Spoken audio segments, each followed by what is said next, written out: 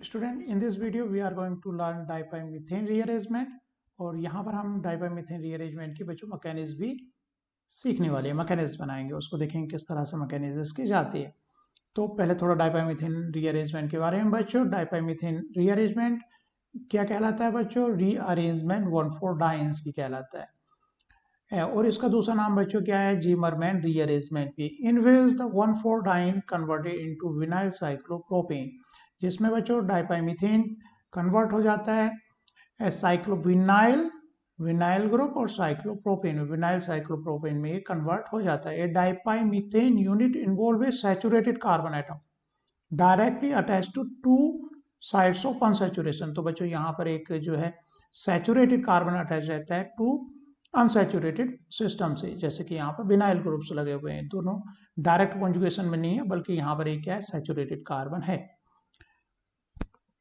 और बच्चों इसका एक डबल बॉन्ड बच्चों इंजीनियरिंग का भी पार्ट हो सकता है। तो मैकेनिज्म किस तरह से चलती है इसको हम बनाएंगे, लेकिन यहाँ थोड़ा सा देखो ब्रीफली।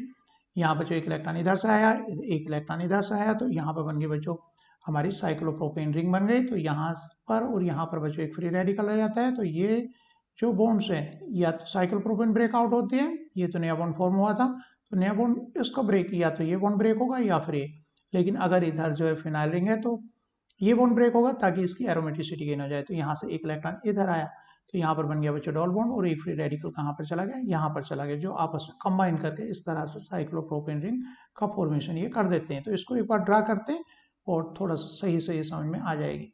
तो बच्चों जब लाइट डाली जाएगी इस तरह के कंपाउंड्स पर, डाइपाइमीथेन पर डबल बॉन्ड, फिर यहाँ पर कोई सैचुरेटेड कार्बन, फिर डबल बॉन्ड अगर है तो पहला काम क्या होगा बच्चों?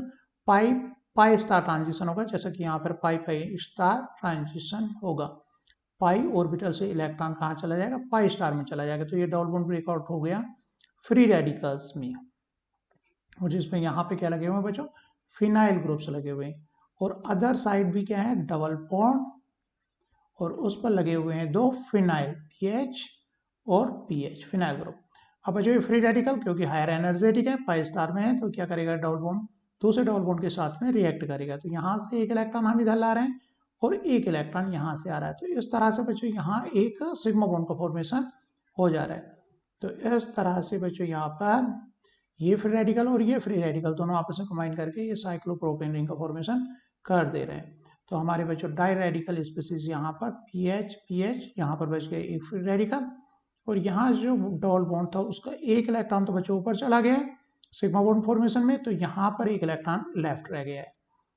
फिर बच्चों क्योंकि ये भी अपने आप में डाई रेडिकल स्पीसीज है और काफी रिएक्टिव, और यहाँ पर आ रही है बच्चों साइक्लोप्रोपेन रिंग।